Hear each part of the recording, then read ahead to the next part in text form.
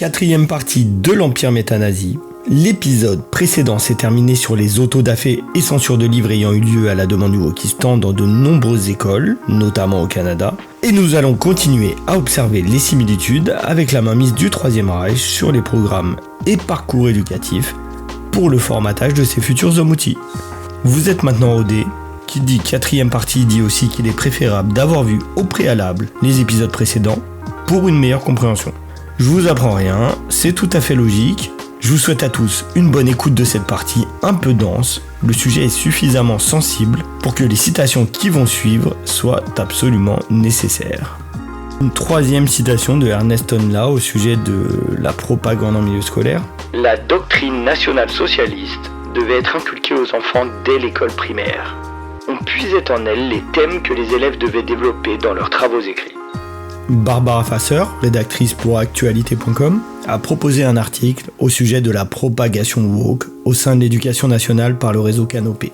On y lit entre autres que dans des ressources pédagogiques, Canopé propose de maîtriser le vocabulaire aux identités de genre et de rechercher l'étymologie et la signification des préfixes hétéro, homo, trans, cis, inter et bi, mais aussi des formations continues aux enseignants pour apprendre à, je cite, défaire la norme cisgenre et, je cite encore, repérer les manifestations de la cisnormativité en milieu scolaire.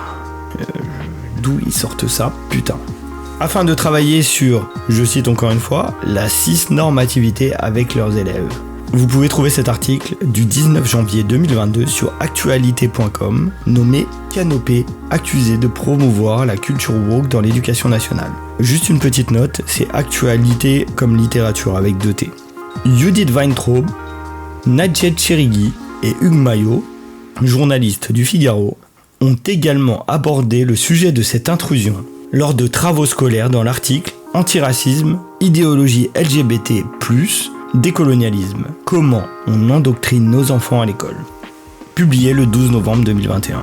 Ils font état de l'apparition des notions de racisme systémique, de privilège blanc, de racisme anti-blanc, avec la précision qu'il n'existe pas bien évidemment, ainsi que de l'invitation aux élèves à se définir en tant que racisés et non racisés. Comme si tout ce lexique et les discours associés étaient légitimes et faisaient désormais l'objet d'un consensus.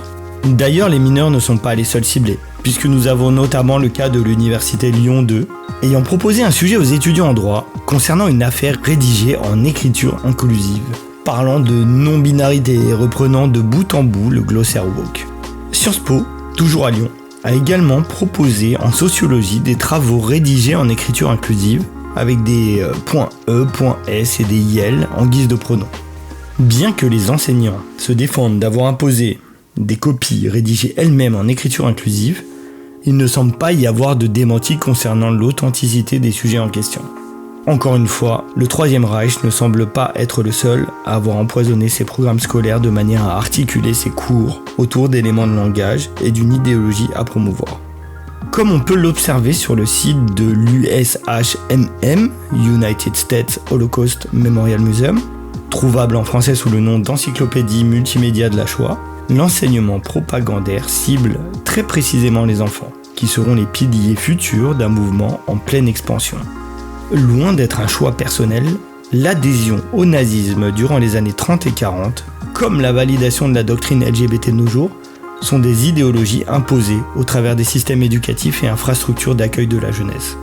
Je conseille d'ailleurs, pour ceux que cela intéresserait, d'étudier le travail de Jean-François Condette, auteur de « Les écoles dans la guerre », dont nous allons relever une citation ou deux relative aux propos développés ici. Petite précision, les écoles dans la guerre, acteurs et institutions éducatives dans les tourmentes guerrières.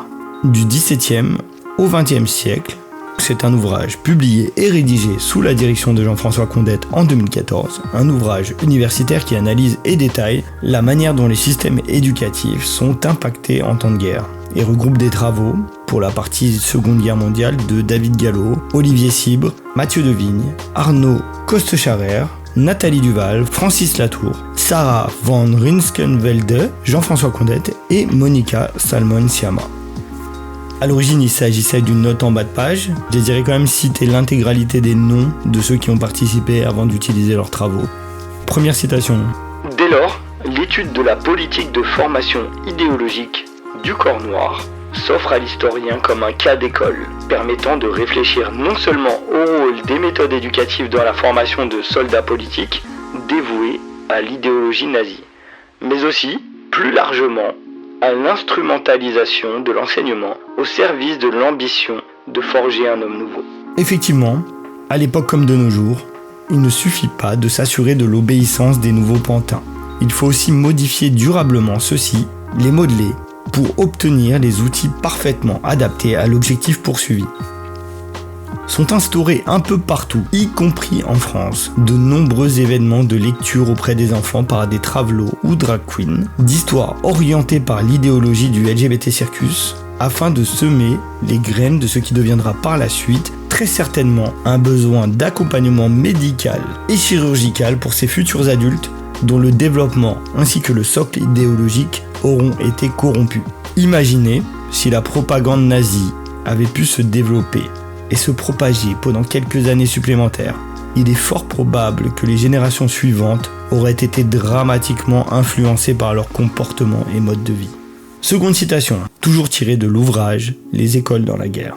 Cette contribution retrace l'histoire des organismes et des personnels chargés de la formation idéologique, ainsi que des méthodes et des outils qu'ils utilisent, en analysant leur évolution sous l'effet des circonstances de la guerre. On s'interroge enfin sur la possibilité d'évaluer l'impact de cette formation et sur l'éclairage que l'étude de la réalité de l'appareil d'instruction permet d'apporter en retour sur la problématique des rapports entre éducation et projet totalitaire.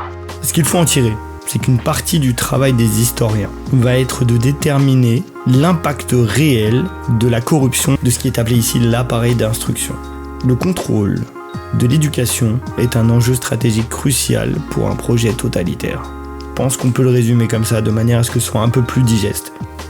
L'efficacité d'un endoctrinement se mesure à la croissance sans précédent de l'effectif des sympathisants du régime propagandaire. Nouvelle citation, toujours les écoles dans la guerre. Quels objectifs et quelles ambitions les responsables de la SS nourrissent-ils au début des années 30 lorsqu'ils lancent leur vaste programme de formation? À court terme, la mise en place de la formation idéologique participe d'une reprise de contrôle de la direction de la SS sur une organisation qui a connu une croissance très rapide et incontrôlée. Les effectifs de la SS sont passés de 50 000 hommes en janvier 1933 à 200 000 en 1934. On parle quand même d'un x4 en une seule année. Cela n'est pas sans rappeler une autre augmentation qui n'a rien de naturel et ne peut être que le résultat d'une propagande aussi omniprésente qu'efficace. Et oui, on va encore parler brièvement du LGBT circus. Je vous propose maintenant un extrait d'un article de génétique.org. Donc faut écrire génétique avec un H, comme éthique, du 17 février 2020 à propos de la Suède. En 2018, près de 6000 personnes ont été diagnostiquées comme souffrant d'une dysphorie de genre en Suède.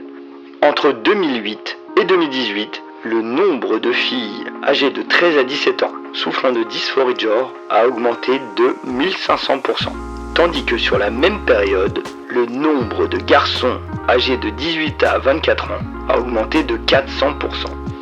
Le rapport montre également que les maladies mentales sont très répandues au sein du groupe. La majorité des malades, et tout particulièrement des filles, souffrent également de dépression ou d'anxiété. L'autisme, l'automutilation et les tentatives de suicide sont également plus fréquents que dans l'ensemble de la population suédoise. Il ne fait aucun doute qu'il y a une nette augmentation de la dysphorie de genre chez les jeunes Suédois, mais nous ne savons pas ce qui cause cette augmentation, a déclaré Peter Salmi, analyste au Conseil de la santé et du bien-être, le Socialstyrelsen. J'aimerais répondre à ce monsieur Salmi et lui proposer une piste de réflexion concernant l'origine probable de cette nette augmentation. À l'aide des références et de ce qui figure ici, je me doute que vous pourriez aussi proposer à monsieur Salmi quelques questions ou suggestions sur ce point précis. Ensuite, il devient très intéressant de se pencher sur un extrait d'une étude intitulée « Dysphorie de genre à l'adolescence » à partir d'une série de 49 situations à la maison des adolescents de Toulon par Guillaume Bouilly-Chabert. La transidentité, phénomène quasi anecdotique il y a 50 ans, est devenu un sujet de société à part entière, en venant questionner le rapport de chacun à sa propre identité sexuée et sur le plan sociologique, les rapports entre les groupes sexués ainsi que l'acceptabilité sociale des personnes transgenres. De nombreuses publications scientifiques, ouvrages et documentaires ont éclos en même temps que l'apparition de nouvelles polémiques dans le débat public.